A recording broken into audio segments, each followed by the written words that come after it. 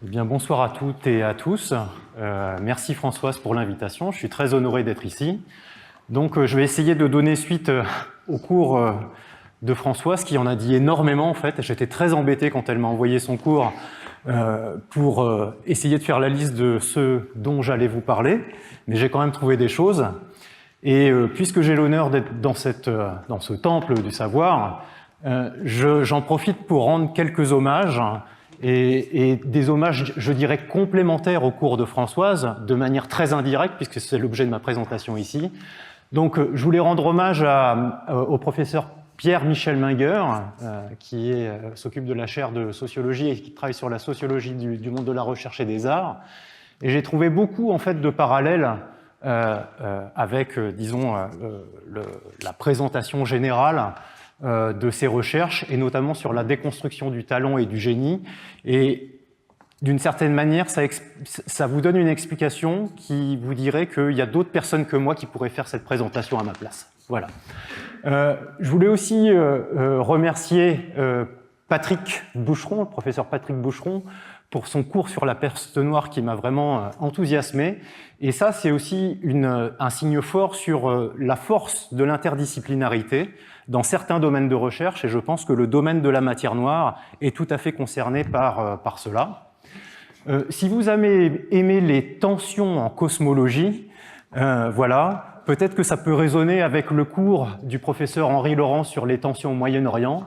Et puis si vous vous demandez si l'univers de matière noire froide est un mythe ou une réalité, eh bien peut-être que vous pourrez en fait trouver de l'inspiration dans le cours du professeur Thomas Romer sur ce que j'ai appelé l'émergence des mythes occidentaux.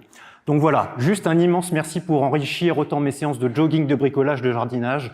Et c'est aussi pour moi l'occasion de dire qu'on peut aussi contempler le savoir en production dans des moments très incongrus de la vie. Voilà. Je ferme la parenthèse et je vous propose le plan de l'exposé suivant. Je vais d'abord remettre la matière noire froide en contexte pour en fait essayer d'appuyer ce que je vais vous dire ensuite sur les recherches indirectes. Je vais résumer les approches théoriques et les candidats. Je vais un petit peu revisiter le sens de froide et puis je vais vous parler notamment de ce qu'on appelle la matière noire thermique et je vous montrerai en quoi ça peut être une approche minimale pour produire de la matière noire et que ça a évidemment des conséquences sur les recherches, qu'elles soient directes ou indirectes. Et je vais traiter de la matière noire non thermique.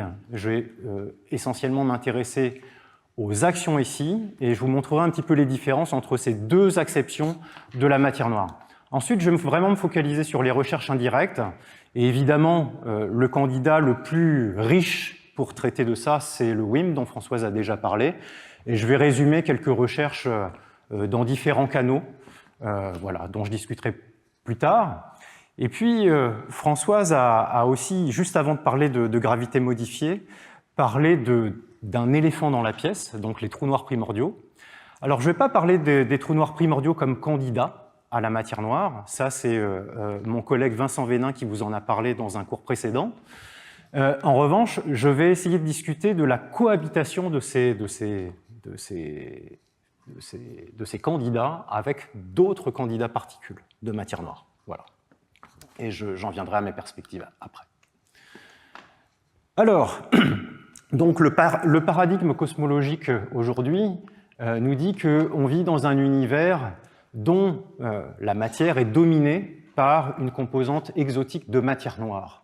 Alors, il y a des observations, en tout cas des indications à toutes les échelles, de l'échelle cosmologique en passant par l'échelle des amas de galaxies jusqu'à l'échelle galactique.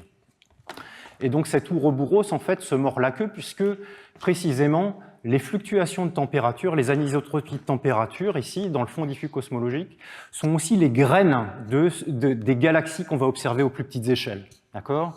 Donc en réalité, c'est un scénario extrêmement élégant pour comprendre les grandes échelles et les petites échelles dans un schéma théorique cohérent. Donc en fait, la matière noire, ce modèle de matière noire froide a connu plusieurs grands succès, et notamment les suivants. Elle assure la croissance des perturbations cosmologiques. Et il ne faut pas oublier, quand on parle de perturbations cosmologiques, que leurs propriétés, en fait, dérivent d'une période très précoce de l'univers, qui est la période d'inflation.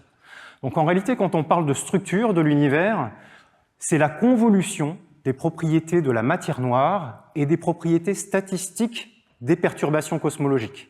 Donc en réalité, quand on observe les structures et leurs propriétés statistiques, on contraint d'une certaine manière deux phénomènes qui sont distincts. Le premier étant l'inflation et le deuxième étant la matière noire, ses propriétés, sa nature, son origine. Et donc à partir des conditions initiales qui sont linéaires, donc celles qui nous permettent de prédire et de comprendre les fluctuations de température dans le fond diffus cosmologique, et donc, puisque c'est linéaire, ça veut dire qu'on peut faire des calculs de manière extrêmement précise, on est capable de déterminer les conditions initiales qui vont nous permettre d'évoluer ces inhomogénéités vers des temps beaucoup plus contemporains, donc l'échelle des galaxies.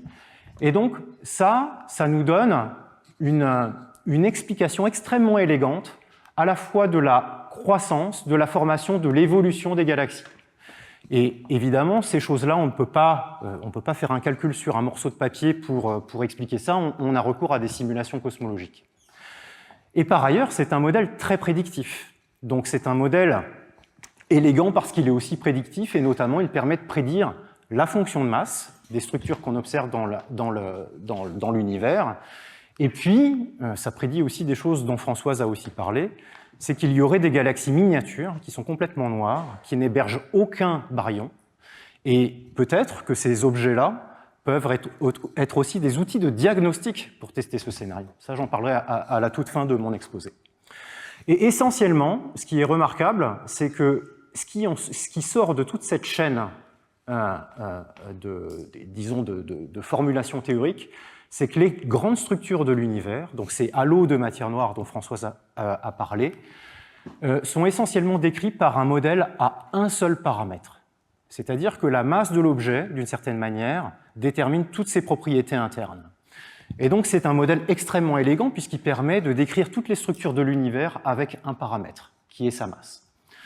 Donc évidemment, les structures de l'univers ne contiennent pas que de la matière noire, elles contiennent des baryons, et ça induit des subtilités, effectivement, sur la validité de ce modèle à un paramètre, mais essentiellement, dans un univers de matière noire, la variance autour de ce modèle à un paramètre est essentiellement induite par la variance dans les âges de formation des structures pour une masse donnée, et ça peut être aussi prédit par la théorie. Donc les incertitudes qui restent, c'est quel est le rôle des baryons, évidemment, et comment ces baryons modifient ce modèle à un paramètre. Et c'est là, en réalité, où on arrive aux écueils potentiels de ce scénario. Donc, ce modèle à un paramètre vous dit que pour une masse donnée, on prédit la distribution de densité de la matière noire en fonction du rayon, et on obtient quelque chose qui ressemble à ça. C'est ce qu'on appelle le profil de Navarro-Franken-White, avec un pic central, une divergence centrale, et quelque chose qui tombe plus vite dans les régions externes. Donc ça, c'est en échelle logarithmique. Et vous voyez ici les courbes de rotation, donc les vitesses circulaires en fonction du rayon pour différentes galaxies. Et en fait, on peut reformuler ces courbes de rotation dans deux plans différents. L'accélération totale en fonction de l'accélération baryonique, et on voit qu'il y a une grande régularité de ces points traduits dans ce plan-là. Et puis, la vitesse circulaire dans les régions centrales en fonction de la vitesse maximale dans les régions externes de l'objet. Donc les vitesses maximales sont les vitesses asymptotiques, donc ça c'est une signature de la masse totale, et les vitesses centrales sont une mesure du profil dans les régions centrales, et dans un modèle à un paramètre, évidemment, les régions centrales devraient être données par la masse totale de l'objet, et on devrait avoir quelque chose de très régulier ici. On a une grande dispersion ici. Donc vous voyez que, en fait, ce problème, aux petites échelles, c'est un problème de régularité, c'est-à-dire qu'il y a une grande corrélation entre l'accélération baryonique et l'accélération totale, et un problème de diversité, c'est-à-dire que pour une masse donnée, en réalité, on a des profils qui sont assez différents par rapport à ce que nous prédit la théorie. Alors, ce problème aux petites échelles, évidemment, il peut être décliné ou il pourrait être, disons, traité en s'intéressant à différents phénomènes. Le premier phénomène qu'il faut de toute façon traiter, c'est le rôle des baryons dans ces galaxies. Donc, quel est le rôle des baryons? Est-ce que les baryons peuvent induire ce genre de phénomène? Et un autre moyen, ça peut être l'indication, peut-être une signature de propriétés spécifiques de la matière noire, comme des auto-interactions qui pourraient générer des cœurs dans les régions centrales, ou de la matière noire bosonique avec des masses extrêmement légères qui pourraient avoir des longueurs d'onde de De Broglie qui soient macroscopiques et qui pourraient en fait créer une pression dite quantique dans des objets et générer aussi des cœurs. Donc ça, c'est le contexte général dans lequel je me place. Et je ne vais pas discuter directement ces problèmes, mais je voulais rappeler ces choses-là pour asseoir le reste de mon exposé. Alors, en physique des particules, il y a différentes approches pour essayer, disons, de formuler des hypothèses pour la matière noire. Les deux approches qui sont complémentaires sont les suivantes. Il y a une méthode qui va du haut vers le bas, et ça c'est, on va dire, essentiellement la méthode historique qui a été suivie jusqu'à présent, où la matière noire, ou le candidat à la matière noire, est une conséquence de questions fondamentales qui n'ont pas nécessairement à voir avec le problème de matière noire lui-même. Et en réalité, on trouve ce type de proposition lorsqu'on essaie de pallier des défauts du modèle standard de la physique des particules.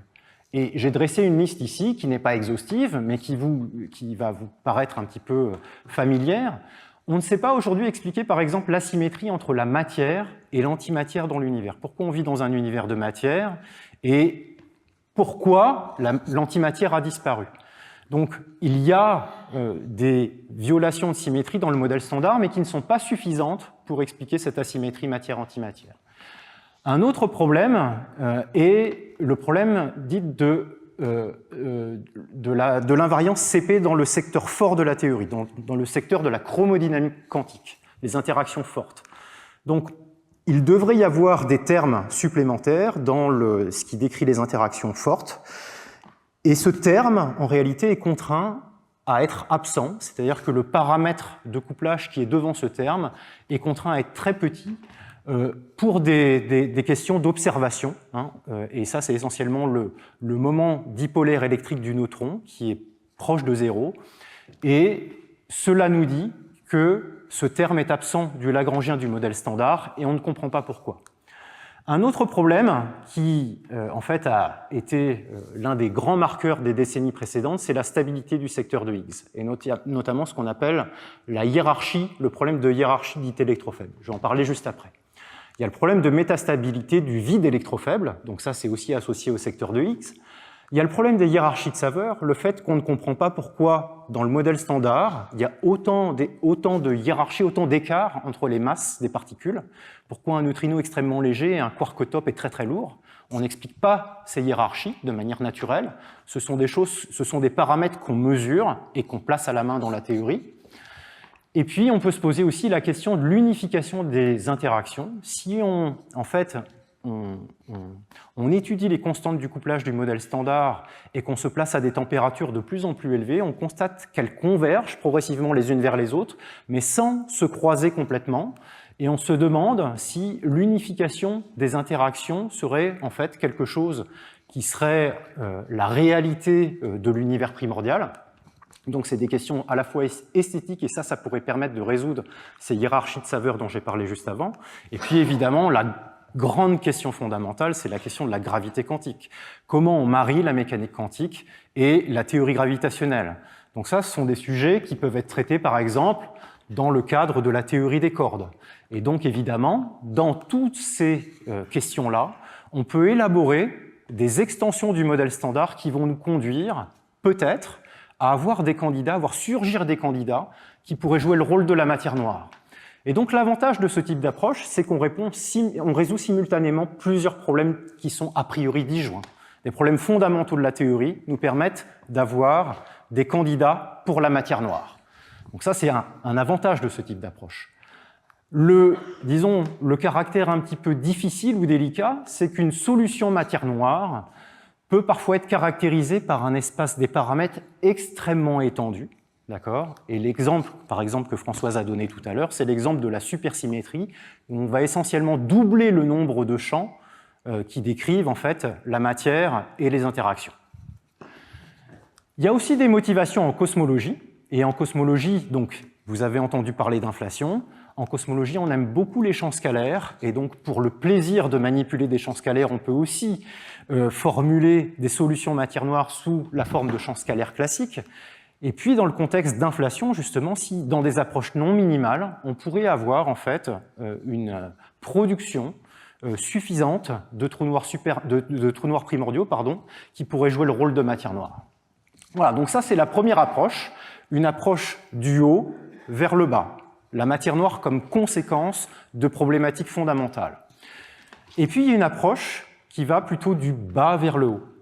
Et dans cette approche, la matière noire est l'objectif.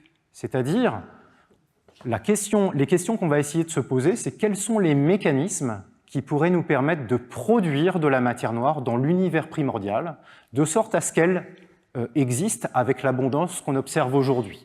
Donc ça, c'est plutôt une approche phénoménologique qui, en fait, s'est beaucoup développée dans les 2 dernières décennies. Et donc, si on construit un modèle de matière noire en exigeant la matière noire comme produit fini, il va falloir que ce modèle soit autocohérent, d'accord, qu'il n'ait pas d'incohérence théorique. Donc ça, l'avantage de ce type d'approche, c'est qu'elle permet une étude extrêmement fine des mécanismes de production, et donc en réalité, on peut étendre ce qu'on a pu comprendre dans d'autres approches plutôt du haut vers le bas, de manière beaucoup plus systématique. Et puis ça va aussi nous permettre de formuler des scénarios dits minimaux, dans lesquels on va essayer de minimiser le nombre de paramètres libres, et donc on va essayer de déterminer le caractère prédictif de ce type d'approche. Avec un petit nombre de paramètres, évidemment, la prédictivité sera accrue, c'est-à-dire qu'on pourra tester peut-être plus facilement ce type de modèle. Alors évidemment, l'inconvénient, c'est que c'est une formulation ad hoc, et donc on essaie de formuler ces problèmes pour répondre à la question de la matière noire elle-même. Ça ne vient pas d'autres prescriptions théoriques. Donc ça, c'est l'exemple de la hiérarchie électrofaible. Donc la hiérarchie électrofaible, en fait, c'est essentiellement la stabilité de la masse du boson de Higgs. Donc le boson de Higgs, c'est la pièce manquante du puzzle du modèle standard qui a été découverte au début des années 2010 dans l'expérience LHC, le grand collisionnaire de Hadron au CERN. Et donc la masse du Higgs est en réalité extrêmement sensible aux corrections quantiques. Donc ça, on le représente sous ces formes-là. Donc la masse, c'est ce petit trait, reçoit des corrections quantiques qui est la petite boule. Et ces corrections quantiques, en fait, peuvent être des excitations bosoniques ou fermioniques ou de bosons, ici, de jauge. Et en réalité, lorsqu'on essaie d'étendre le modèle standard, lorsqu'on ajoute des échelles d'énergie au modèle standard, en réalité, on va avoir du mal à stabiliser le secteur de Higgs.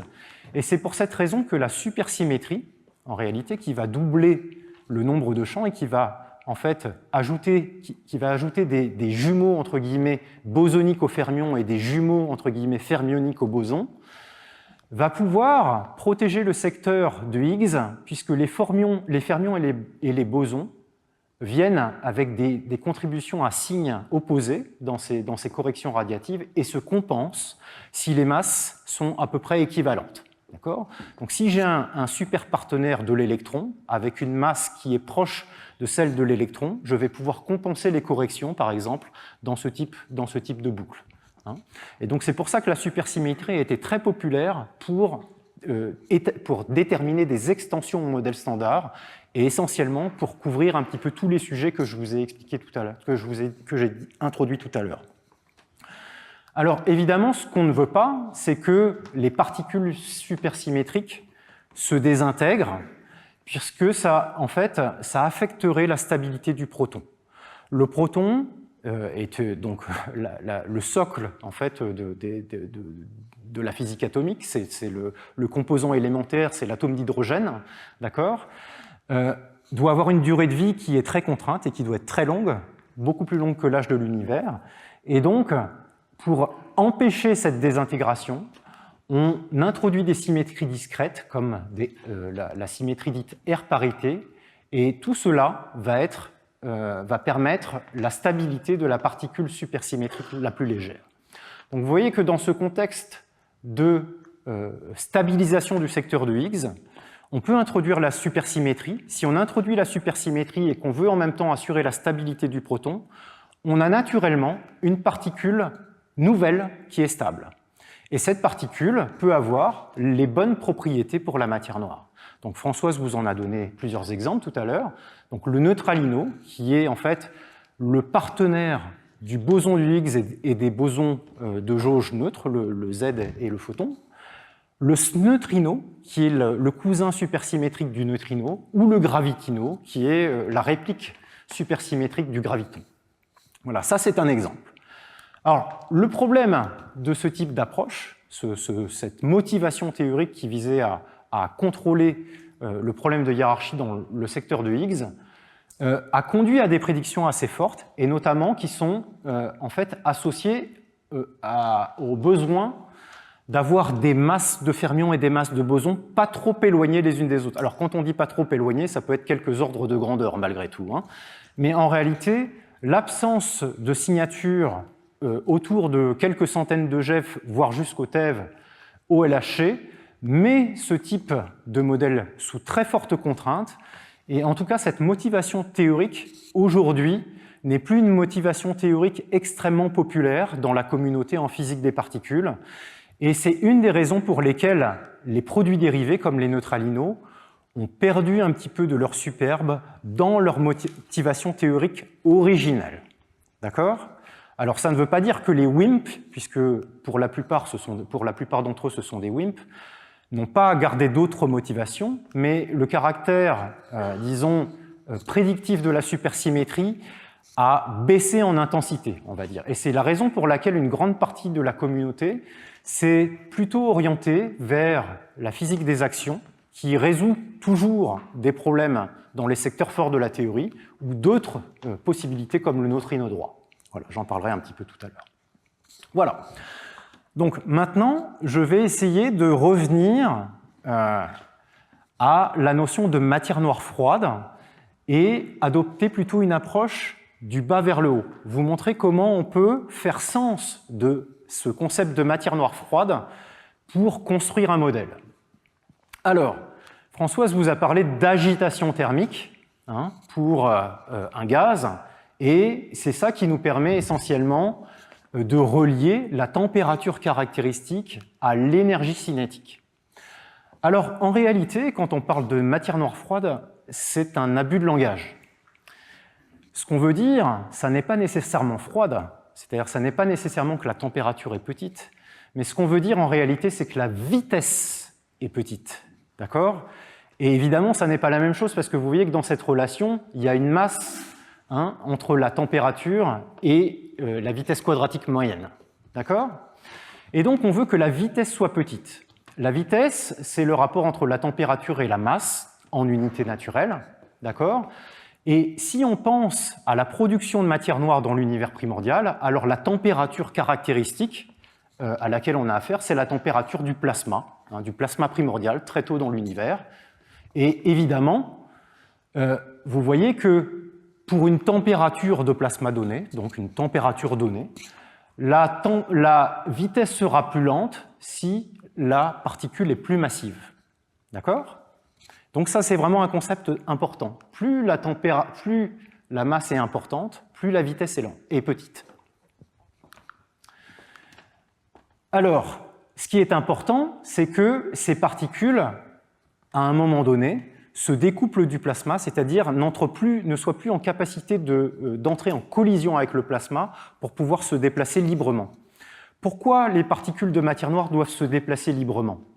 Eh bien, c'est précisément pour pouvoir expliquer les fluctuations du fond diffus. On ne pourrait pas expliquer les fluctuations du fond diffus si la matière noire se comportait comme des baryons, c'est-à-dire interagissait avec les photons, par exemple, parce qu'il y aurait des oscillations acoustiques qui effaceraient en fait les perturbations, les fluctuations de densité. La matière noire peut en réalité faire croître les fluctuations de densité parce qu'elle est libre, elle n'interagit plus avec la radiation. D'accord ? Et donc, tant que la matière noire est en collision, on voit que la vitesse quadratique moyenne, elle est proportionnelle à la température du bain. D'accord ? Et ça va décroître comme 1 sur le facteur d'échelle, hein, l'univers étant en expansion. Quand les particules cessent d'interagir avec le plasma, eh bien, ça n'est plus la température du plasma qui va fixer la décroissance de la vitesse, c'est ce qu'on appelle l'équation géodésique. Hein, c'est l'équation, le libre parcours, une particule libre dans un univers en expansion. D'accord ? Et la décroissance avec le facteur d'échelle est beaucoup plus violente, ça décroît comme 1 sur A carré. Hein. Et donc, puisqu'on a une vitesse libre, on peut déterminer une distance caractéristique. Une distance caractéristique, c'est le produit d'une vitesse fois un temps caractéristique. Et quel est le temps caractéristique dans un univers en expansion? C'est précisément le temps de Hubble, hein, qui est donné par 1 divisé par le taux d'expansion de Hubble, h. D'accord? Donc ce qui va être important, c'est de caractériser cette distance au moment où les structures peuvent croître efficacement sous l'effet de la gravité, c'est-à-dire dans l'aire de matière. Et donc on peut définir une longueur caractéristique qui est le produit de la vitesse. D'accord? Cette vitesse va décroître entre le découplage et l'équivalence. D'accord? Elle va devenir encore plus petite. Et on va la multiplier par ce temps caractéristique. Et ça, vous voyez que comme la vitesse décroît avec la masse, cette longueur va aussi décroître avec la masse. Donc, si je réécris cette échelle ici, je vais pouvoir calculer une échelle caractéristique qui est montrée ici. Et donc, vous voyez ici, ça, ce sont des perturbations de densité. Et donc, je mets les perturbations de potentiel, on creuse un potentiel, qui rentre dans l'horizon, d'accord, à mesure que l'univers s'expand.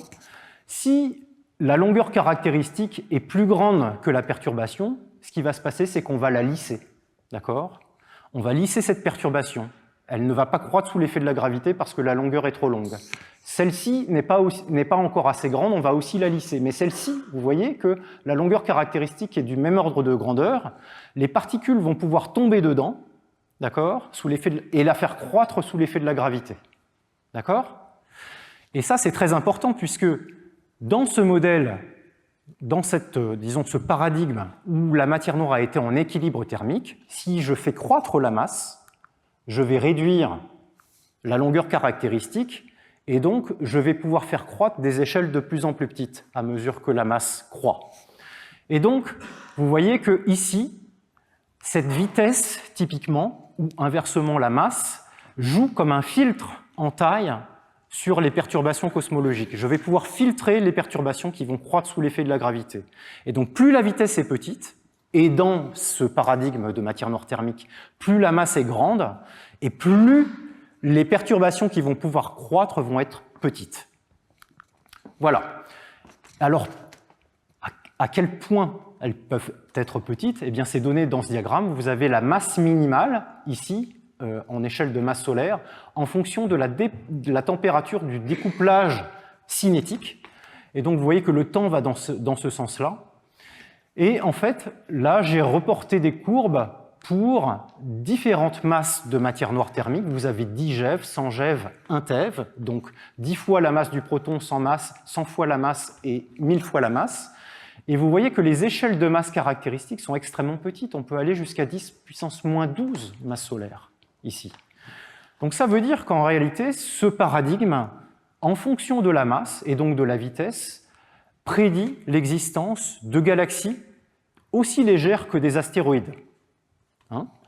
Mais évidemment, ces galaxies ne sont pas visibles et ne peuvent pas être contraintes parce qu'elles ne sont pas compactes.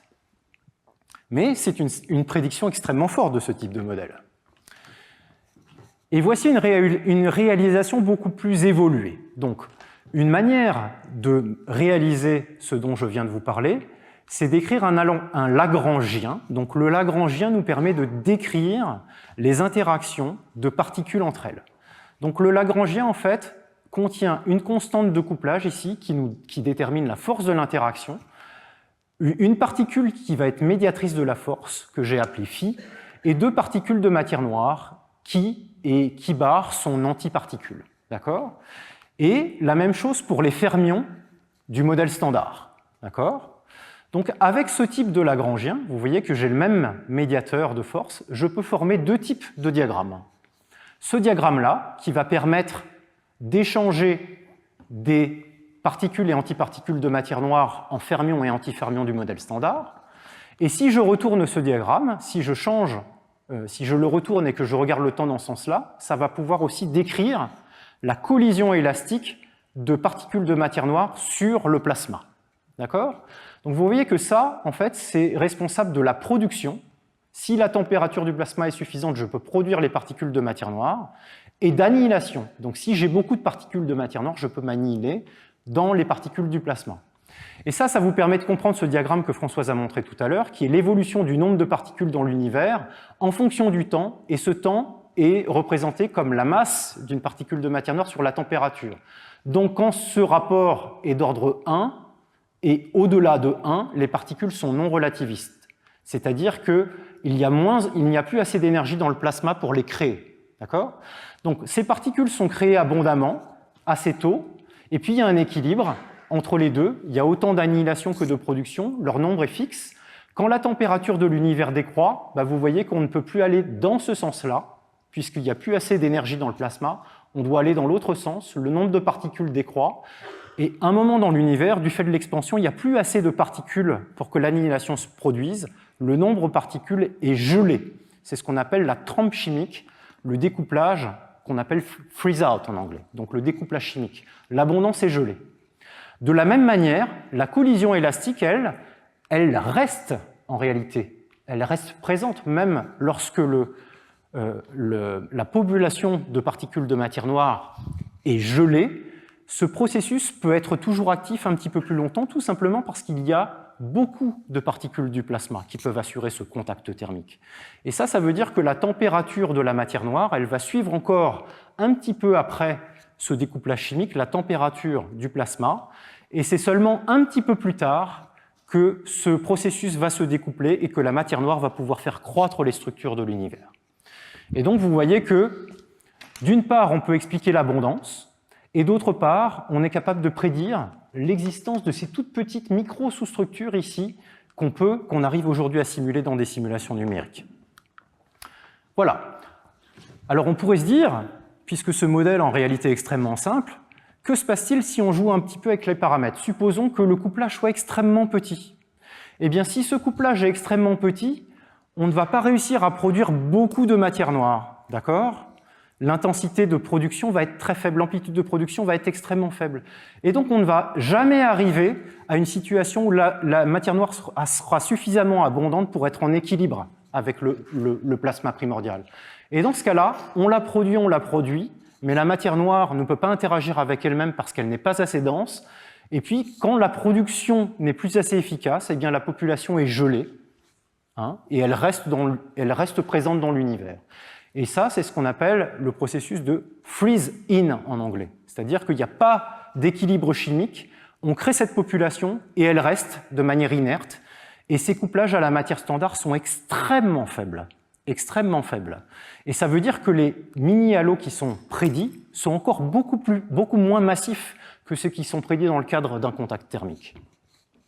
Et là, typiquement, un modèle de ce mécanisme de production, c'est par exemple un mécanisme de production comme les neutrinos stériles. Alors, les neutrinos stériles, la température est telle qu'on ne va pas former des mini-halos très petits, mais si ces particules dites très faiblement interagissantes, FIMP, sont très lourds, ils peuvent former des mini-halos beaucoup plus petits que ceux de la matière noire froide standard. Alors, pourquoi je vous parle de ça? Parce que ces processus-là, de production et d'annihilation, vont caractériser ce qui s'appelle les recherches indirectes. Parce que ce processus de production-annihilation sont précisément ces processus qui vont donner lieu à l'annihilation aujourd'hui dans ces fortes concentrations de matière noire que sont les galaxies naines, enfin en tout cas toutes les structures aux différentes échelles de l'univers. Et ce qui est extrêmement intéressant, c'est que ce modèle est très prédictif puisqu'on sait que l'abondance, ici, vous voyez qu'elle est inversement proportionnelle à la section efficace d'annihilation, puisque vous voyez que si la section efficace d'annihilation, c'est-à-dire la probabilité de s'annihiler, augmente, on va détruire de plus en plus de matière noire. D'accord? Ici. Donc on va supprimer l'abondance. Donc vous comprenez pourquoi l'abondance de matière noire est inversement proportionnelle à la section efficace d'annihilation.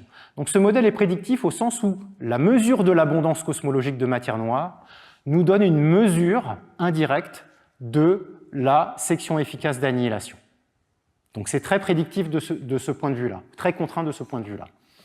Alors vous voyez que ce qui est responsable de la taille caractéristique des structures, en réalité, ça va donner lieu à d'autres types de recherches, ce qu'on appelle les recherches directes, puisque aujourd'hui les recherches directes, c'est simplement la recherche de collision de matière noire avec des atomes dans une expérience.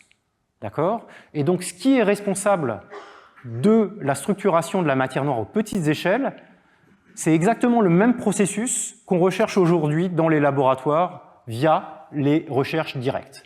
Alors, ça ne concerne pas que les recherches directes, ça concerne aussi la capture. Donc, les collisions peuvent donner lieu à la capture de matière noire dans les étoiles, par exemple, et ça peut avoir un effet sur l'évolution stellaire, et ça peut être aussi utilisé pour contraindre les propriétés de ces particules de matière noire.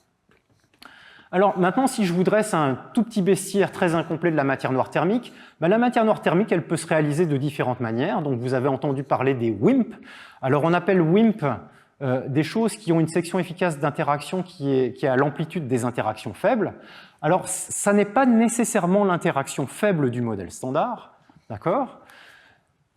Et par construction, il n'y a pas d'asymétrie entre la matière noire et l'antimatière noire dans ce type de formulation, et donc l'annihilation va réguler l'abondance. Et c'est ce qui va nous permettre de chercher ces particules aujourd'hui. Et dans sa version extrêmement minimale, c'est-à-dire que si on n'a pas recours à autre chose que l'interaction faible, on parle de matière noire minimale. Et vous avez un exemple ici qui, alors à l'époque, dans les années 90, on parlait de neutrinos lourds encore, mais ça c'est une approche extrêmement minimale qui est en fait une interaction d'un triplet de neutrinos chargé sous l'interaction faible. Et ça me permet de rendre hommage à, disons, des pères fondateurs de ce type de physique ou d'astrophysique des particules en France. Donc Pascal Chardonnay était très jeune chercheur et s'est dirigé vers d'autres recherches depuis lors, mais Pierre Fayet notamment, qui est un des pères fondateurs de la supersymétrie et de la phénoménologie des particules supersymétriques, donc qui est directeur de recherche émérite au laboratoire de l'École normale à côté, et Pierre Salati, qui est un des pères fondateurs de l'astroparticule, enfin de l'astrophysique des particules, et notamment les recherches de signatures astrophysiques de phénomènes associés à la matière noire. Donc c'est un de ceux qui a aussi introduit ce sujet en France, et avec qui j'ai l'honneur de collaborer depuis de longues années, donc qui est professeur émérite à l'Université de Savoie. Donc Pierre Salati a lui-même fait un post-doctorat à Berkeley avec Joseph Silk, qui est aussi un chercheur éminent, qui se trouve être aussi en poste actuellement, qui a un poste de prof à l'Institut d'astrophysique de Paris. Donc voilà, j'en profite pour rendre ces hommages à ces personnes qui ont été extrêmement actifs et prolixes dans ce domaine de recherche. Alors, vous avez les particules très faiblement interagissantes, donc les couplages sont extrêmement faibles, et pour ces particules, ça va être très difficile d'utiliser des méthodes de recherche directe, parce qu'il n'y a pas d'interaction attendue avec la matière ordinaire, et on peut peut-être les détecter comme les neutrinos stériles par désintégration, si elles ont un temps de vie fini, si elles ne sont pas complètement stables. Sinon, ce sont des particules qui peuvent être détectées de manière indirecte par, disons, la recherche d'autres particules dans le secteur caché de la théorie. Et puis, vous avez aussi une autre réalisation qui est la matière noire asymétrique. Donc, ce sont essentiellement des WIMP, mais dans lesquels il y a une asymétrie entre la matière noire et l'antimatière noire. Et il faut une annihilation beaucoup plus efficace pour supprimer, disons, la partie d'antimatière noire qui nous embête pour avoir la bonne abondance. Donc le mécanisme est un petit peu différent, mais ça résume un petit peu ce que vous pouvez trouver dans ce qu'on appelle la matière noire thermique. Donc la production est celle dont je viens de vous parler. Pour la matière noire non thermique, je peux parler de l'exemple de l'action. Alors, l'action est motivée par un tout autre problème en physique des particules, qui est le problème de l'absence de violation de CP dans le secteur fort. Et ça vient du fait qu'on n'observe pas de moment dipolaire électrique pour le neutron, et ça contraint donc des termes qui devraient exister et qui obéissent aux symétries du modèle standard, mais dont les couplages, ou en tout cas dont les paramètres, doivent être contraints à être extrêmement petits, parce que ces phénomènes ne sont pas observés. Alors, la production de l'action, c'est très différent. C'est difficile pour moi d'entrer dans les détails parce que c'est une physique qui est assez complexe, mais les actions peuvent être des particules extrêmement légères, et ces particules, en fait, vont pouvoir être décrites comme un champ bosonique classique, un champ scalaire classique, dont on va essayer de résoudre l'équation du mouvement dans un univers en expansion. Et donc, l'équation d'évolution d'un champ scalaire dans un univers en expansion, c'est l'équation de Klein-Gordon. Et donc, vous avez deux termes importants ici, un terme qu'on appelle la friction dynamique, le fait que l'expansion va freiner l'évolution du champ le long de son potentiel, et puis un terme ici de potentiel, et dans le cas de l'action, le terme de dérivée de potentiel, c'est simplement la masse carrée de l'action.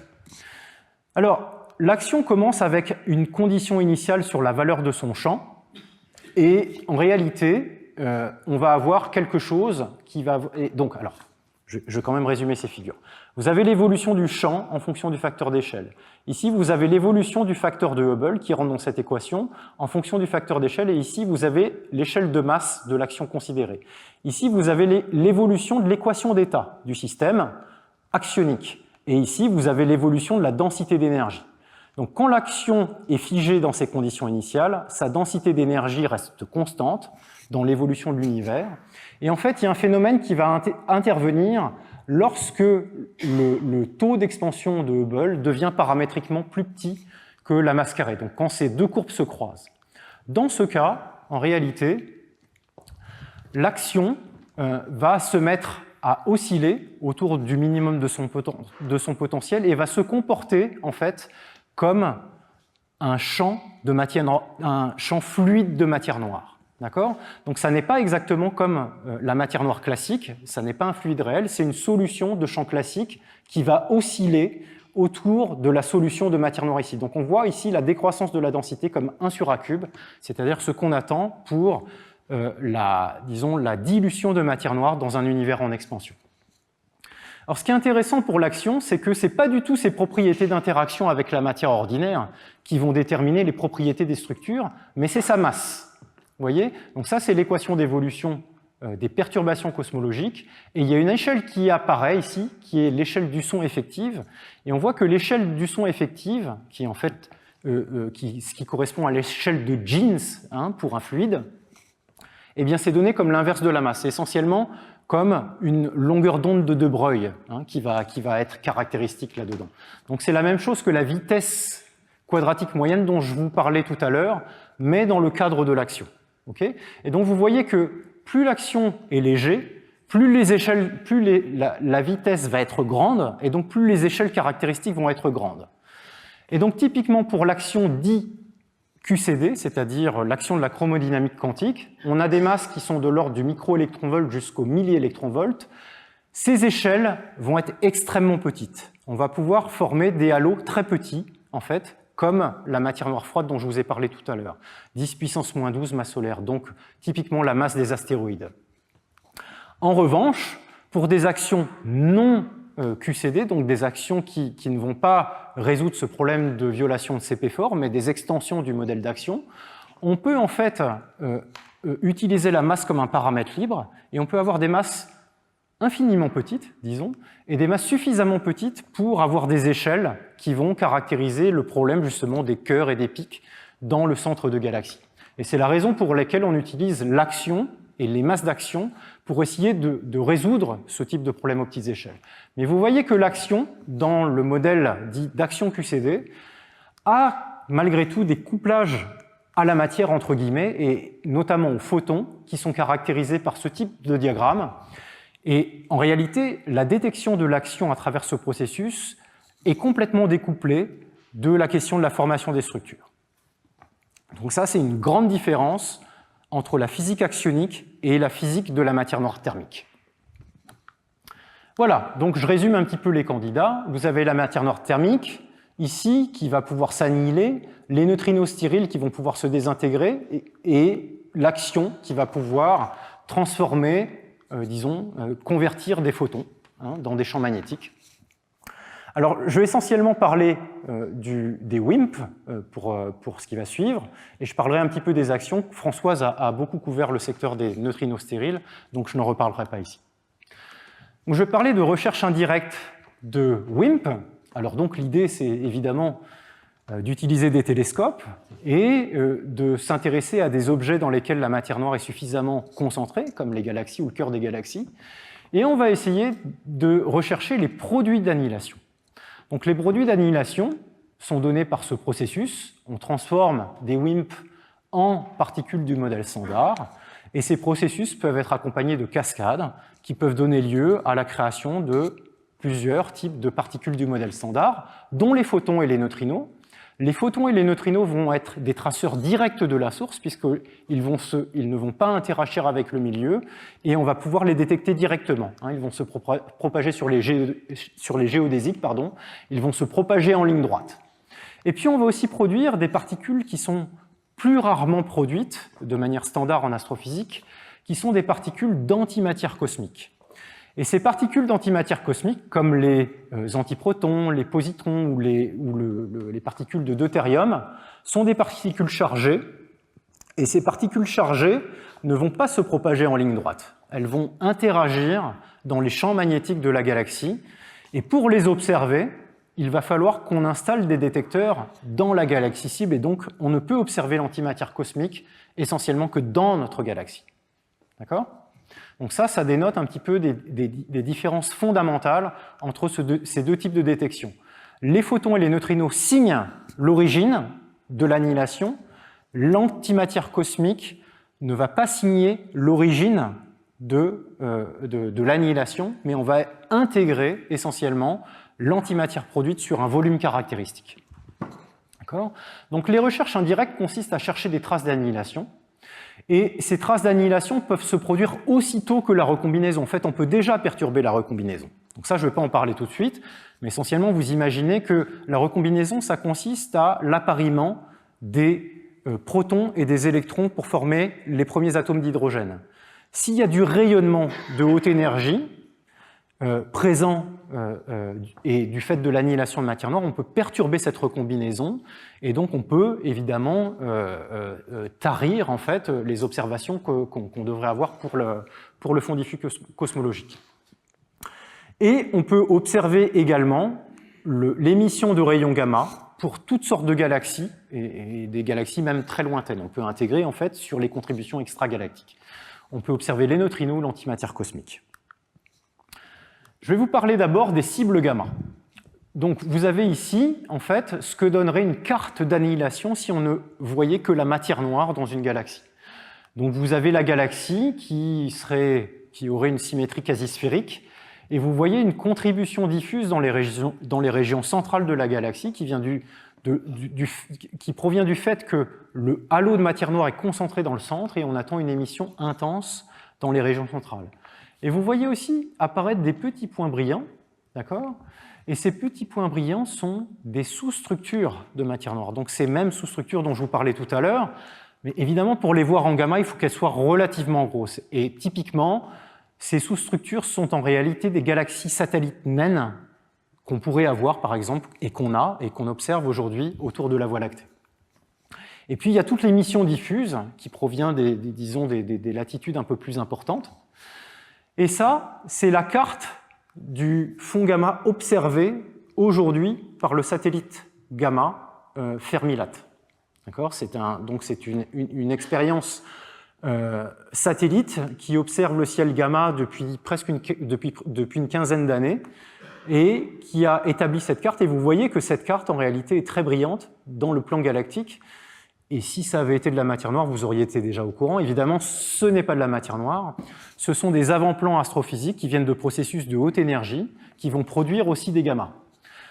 Vous avez aussi ici, avec d'autres télescopes avec des résolutions beaucoup plus fines et à plus haute énergie, comme des télescopes au sol comme HESS, dont Françoise a parlé juste avant, une observation très fine du centre galactique. Et vous voyez aussi qu'il y a une émission intense dans le centre galactique en rayons gamma. Alors ça, en réalité, ça nous donne des idées sur les difficultés de ce type de recherche. Le mode opératoire est le suivant. Évidemment, il s'agit de bien modéliser les halos de matière noire. Et ça déjà, c'est sujet à des incertitudes. On vous a parlé du problème des cœurs et des pics. Même si les cœurs sont dus au baryon, le fait que la distribution de matière noire soit sous forme de cœur, ça induit des effets sur l'annihilation, qui va être moins intense s'il y a des rayons de cœur. D'accord ? Et c'est de la même manière, il y a des incertitudes sur la modélisation des halos des galaxies naines, parce qu'il n'y a pas beaucoup d'étoiles pour essayer de contraindre la distribution de matière noire dans ces objets. L'autre point, c'est qu'il faut bien comprendre les avant-plans. Justement, ce dont je vous ai parlé tout à l'heure, ces émissions gamma, là, ça caractérise les fonds astrophysiques qu'il faut maîtriser. Et si on ne maîtrise pas ces fonds astrophysiques, c'est difficile d'aller chercher du signal qui ne serait pas très intense, d'accord, et qui serait difficile à détecter s'il y a un fond très intense en avant-plan. Enfin, s'il y a des avant-plans très intenses. Et puis donc, ça consiste à trouver des endroits où on peut maximiser le rapport entre le signal prédit et le bruit attendu. Ça permet d'isoler notamment les galaxies naines comme des objets privilégiés. Et la raison pour cela, c'est que dans les galaxies naines, on ne s'attend pas à de l'activité à haute énergie, comme c'est le cas par exemple dans le disque de la galaxie ou dans les zones centrales de la galaxie. Les galaxies naines sont des galaxies très anciennes, où il n'y a essentiellement plus d'activité, il n'y a plus de formation stellaire, et c'est des endroits privilégiés pour aller chercher l'annihilation de matière noire parce que ces sources sont assez proches de nous. Et puis évidemment, si on n'a pas une bonne limite, si on n'a pas une bonne maîtrise des fonds astrophysiques ou si on ne détecte pas de signal, on va pouvoir extraire des limites sur l'annihilation de matière noire. Et voici ce qu'on obtient. Donc ça, c'est un bilan de toutes les recherches qui ont été effectuées ces dernières années et qui ont été compilées par Marco Cirelli de Jussieu et ses collaborateurs. Donc vous avez ici des contraintes sur la section efficace d'annihilation en fonction de la masse de la particule. Et vous voyez ici le trait plein, le gros trait ici, nous donne la section efficace qu'il faudrait pour que cette matière noire thermique soit avec la bonne abondance dans l'univers. Et toutes les contraintes ici vous disent que tout ce qui est au-dessus de ces lignes est exclu par les observations. Alors vous avez différentes contraintes. Vous avez les contraintes du télescope au sol HESS, que vous avez vu ici, et donc qui opère à haute énergie.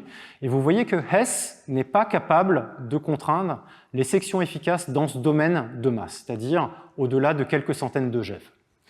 Vous voyez aussi qu'à basse masse et donc à basse énergie, ce sont les satellites, donc comme le satellite Fermi, qui va être qui va produire parmi les meilleures contraintes dans ce type de recherche, dans ce type d'observation.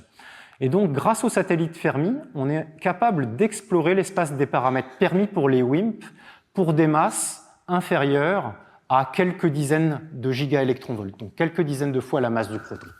Donc ça, c'est extrêmement encourageant. Alors, il y a des incertitudes, évidemment, sur ces limites qui ne sont pas reproduites ici, mais ce qui est encourageant, c'est qu'on entre véritablement dans l'espace des paramètres permis pour cette hypothèse WIMP. Et donc ça veut dire qu'on vit actuellement des moments extrêmement excitants pour la recherche des WIMP, parce que bien que ce paradigme ait été développé il y a déjà de nombreuses années, que les gens commencent à s'en lasser du point de vue théorique, c'est seulement aujourd'hui en réalité qu'on commence à l'explorer de manière très efficace avec les observations. On peut faire le même travail avec le rayonnement d'antimatière cosmique. Alors la difficulté pour l'antimatière cosmique, c'est qu'on doit résoudre ce qu'on appelle l'équation de propagation. Et donc on doit en réalité résoudre l'équation de diffusion dans les champs magnétiques pour caractériser la probabilité qu'une particule émise à un point A arrive jusqu'à un point B. Donc ça c'est compliqué, il y a beaucoup d'incertitudes en astrophysique, mais on arrive à le faire. Et je vais vous parler de quelque chose qui est assez drôle, puisque ça illustre comment on peut utiliser des expériences un peu casseroles entre guillemets. Donc je vais vous parler des satellites voyageurs.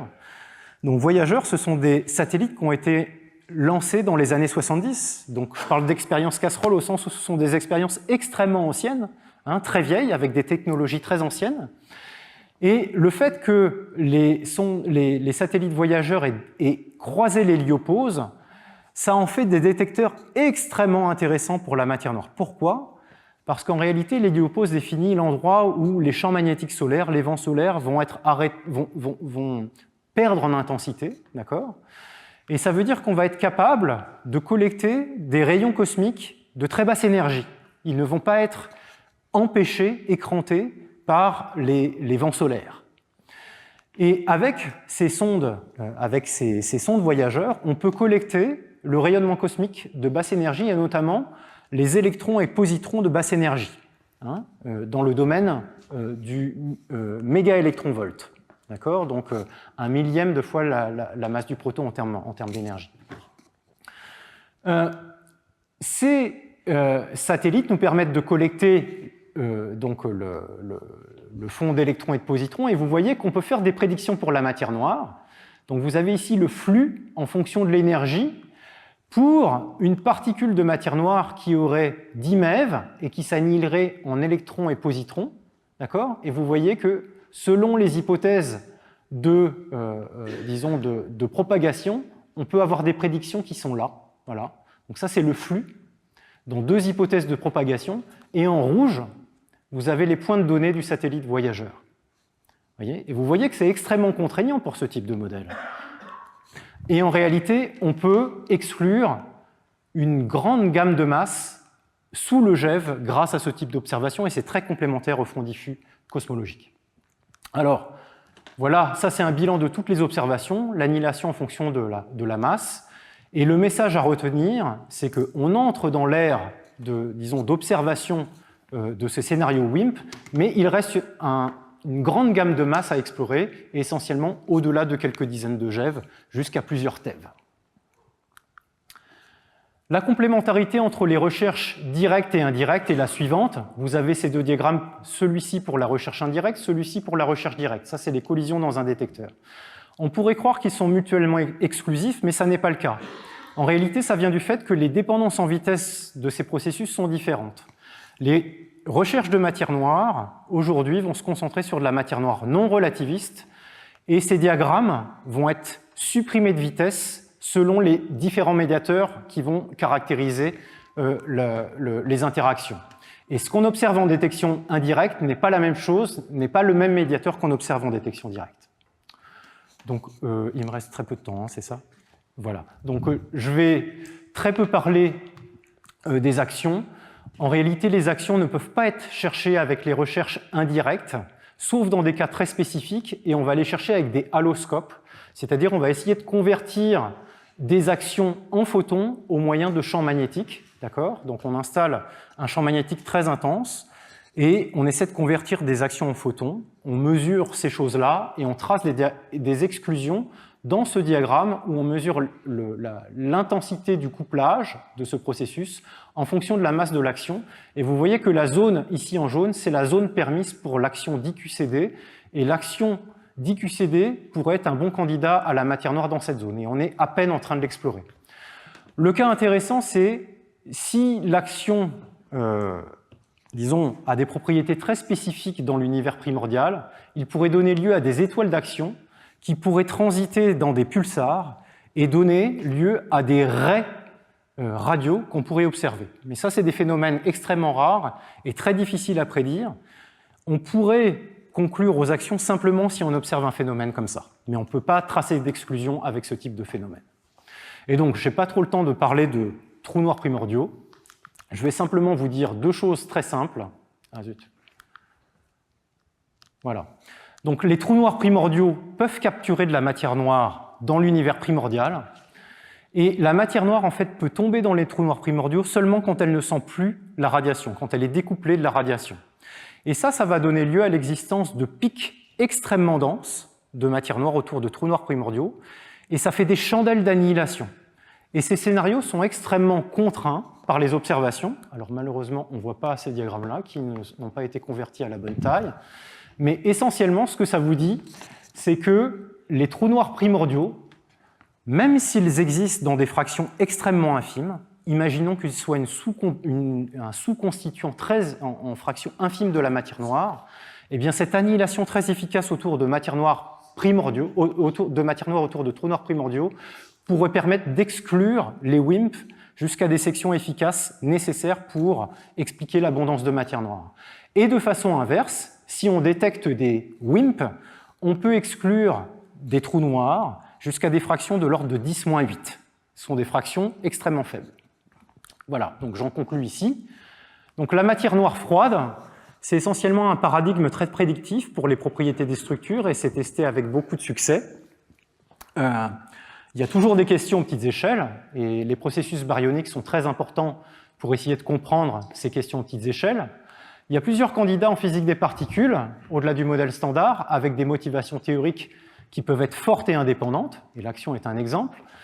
Et je vous ai expliqué le point extrêmement important, qui est le lien entre les mécanismes de production et à la fois les propriétés des structures et les signatures observationnelles. Donc ça, c'est vraiment quelque chose de fondamental qu'il faut garder en tête, c'est qu'il y a vraiment un lien entre production, structure et détection.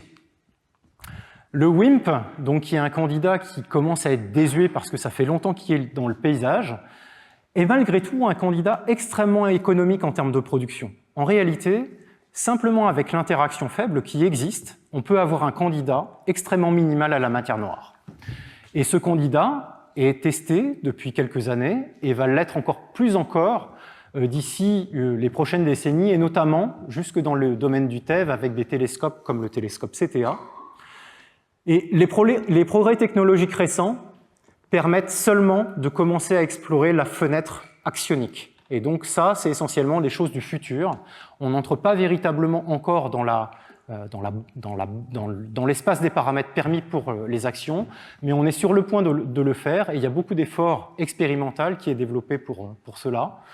Les trous noirs ont une cohabitation assez houleuse avec, disons, les autres compétiteurs, et une autre fenêtre aussi, qui me permet de boucler avec ce que je vous ai dit au début, c'est que la matière noire froide, en fait, prédit l'existence de mini-halos. Et en réalité, aujourd'hui, on a des moyens en astrométrie, notamment en astrométrie de précision avec Gaia, et d'autres moyens comme les réseaux de pulsars, qui peuvent nous permettre de tester des transits de ces petites structures au voisinage des étoiles ou des pulsars, et d'essayer de mettre en évidence l'existence de ces mini-galaxies dans notre galaxie. Je vous remercie de votre attention.